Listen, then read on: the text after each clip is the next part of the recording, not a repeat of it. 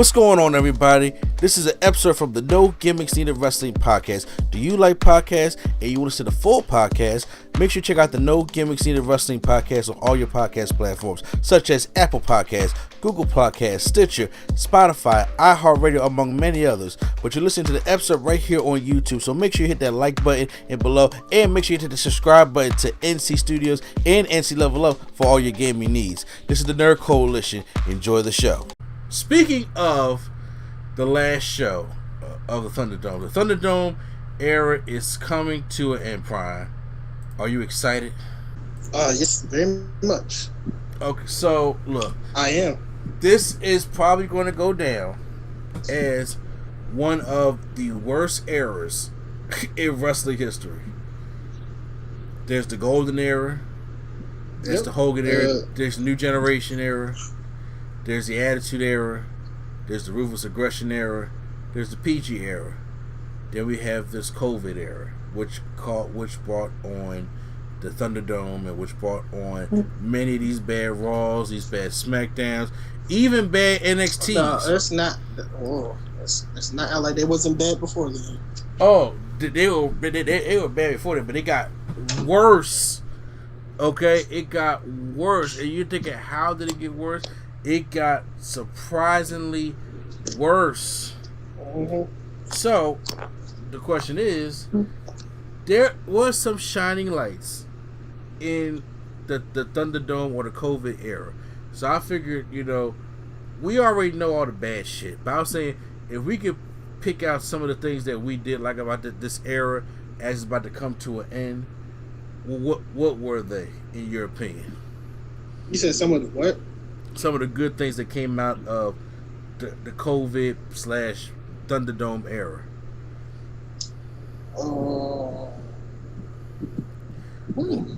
That's actually different. The obviously Roman. Well, I was gonna say off the back. We just talked about it was Bayley. Oh yeah, I think Bayley was one of the shining lights of the pandemic era, and of course her rivalry with Sasha Banks. Her matches, her fussing at Michael Cole, and just her heel work has been great. And I think she's one of the shining stars. And just like you mentioned, Roman finally doing the heel stuff. Mm-hmm. The Tribal Chief, the aligning with Paul Heyman, the winning Universal Championship, the sitting at the head of the table, being the head of the table, how Paul Heyman walks on eggshells around Roman Reigns, how they build up Jey Uso to main event Jey Uso. Mm-hmm. Yeah, the whole thing with Roman been good. The only thing that's kind of sad is that the fans weren't there to see him do the turn. Because I think that would have been great. Now I know the fans were there to boo him at WrestleMania. I kind of think that it's good because they got to experiment without them there, so that when they are there, then he can be full on. But can you just imagine the fans when Roman was turning and talking, and then it's Paul Heyman sitting right there? I mean, that would have been crazy. It was okay, but it wasn't, because they still didn't know what to make of it, so it wasn't technically like, it wouldn't have been like a big heel shock. You just been like, oh, that's weird. Bruh, not like him physically beating somebody up. Well, he did be defeating Strowman. Also, I think was a positive in this whole COVID era, MVP in the Hurt Business. It died too soon, but Cedric found his footing. They brought Shelton Benjamin back on TV, which was great. Then, of course, bringing back Bobby Lashley and MVP from their Impact days. And the whole thing of Bobby Lashley being protected during that United States Championship run to winning the WWE Championship and just being put on that elite level. I think it's been great. I will say that. Also, somewhat, not fully, somewhat the cinematicness of it, somewhat. Okay, I would say not cinematic matches, just the cinematic aspects of some stuff that they were able to do. Obviously, retaping and stuff like that. I would agree. But I also put cinematic matches in there. I mean, when it came to their cinematic matches, they had like truly one bad one. Just one? As of right now, off the top of my head, the worst one I can think of was the swamp fight. The swamp fight, the Fiend fight with Orton.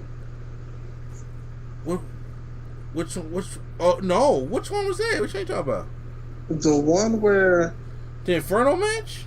No, because that was good. It was one where Alexa came and interfered. It might have been Alexa versus Orton. Oh no! You talking about the WrestleMania one? No, it was Alexa and Orton. It was like blood splattered on they almost did like a bloodbath, like Gangrel. On Alexa? On Orton. Orton almost got a bloodbath. Okay, because I they were outside of the ring. See, you don't even remember. No, I'm still trying to think because Orton was spit up the black goo, but you know, Alexa, he almost got the bloodbath. Was an Inferno match, wasn't it? Oh, actually, maybe I don't know. I just know whatever it was Orton versus Alexa, which one I didn't like. Okay, the Orton versus Alexa was on Raw. Okay, that wasn't that good. Okay, at all. But I'm saying, but nobody even remembers that one. But when it comes to the main stuff, like the swamp fight, sucked. But the Boneyard match was great, and I hope that wasn't in the. Oh, yes, it was. Yes, it was. I was going to say that was. It was. Yeah, that was one of the early COVID shows with that WrestleMania 36. So, Orton and Undertaker was great. What about the greatest show? Is that technically a cinematic? Yeah, it kind of is. I was counting that one because they had the cinematic clips in there also. The greatest wrestling match ever. It was a good match. Kind of went too long, but it was still a great match. But it was kind of went too long. You said what? 45 minutes. It's on 45 minutes, bro. 45 minutes. I loved the Money in the Bank in Titan Tower. I liked it up until the finish. Yes, the oldest thing bothered me. The oldest thing did bother me, but I did like the whole concept of both matches, the men's and the women's, happened at the same time. I like how they all came out and everybody was like, yeah, let's do this. And it was just like, and it was cool. They had to all climb to the top of the tower, and then of course, and the funny segments and stuff that we got, minus the Dorothy Clown one. But all the other stuff was dope. So I did like the Money in the Bank. The Ciampa and Gargano one from NXT was kind of cool too. I just wish it could have been more. I know what they wanted to try to finish out with, but they couldn't. So. Oh, another thing that was good was like the crash pads being able to be put down and nobody see them. Yes, I did like that when they just fly off camera and it'd be the crash pad there, but then they could take it off and they'd be like, oh, okay, yeah, because you could do different kind of stunts with that now. Yeah, and it'd be kind of safer. So I did enjoy those hit crash pads with those different camera angles. What else from the Thunderdome era or the pandemic era that I'm going to that was actually good? Well, I was like, hey, this is a good piece of wrestling right here. Which is not said. When you figure it out, let me know. What you say? When you figure it out, let me know. No, I mean it's because look, I'm not going to miss it. Like I said, the piped in noise. I mean, I gave the Thunderdome a chance, and yeah, I've still. Real quick, did you see Lana? Well, you probably didn't see the whole thing. Lana went on Jericho's podcast, and she was like, "And I'm going to tell you this. I'm going to tell you a secret. The Thunderdome noises are fake." She said like it was a big reveal. I was like, how did Jericho react to that? Because I know he probably would have heard said, sure. I think it was one of those things where it was like, in the conversation, he was like, "Oh, okay, yeah, we're gonna talk about that and more after we come back from this commercial break. You know how his commercial breaks be where Exactly.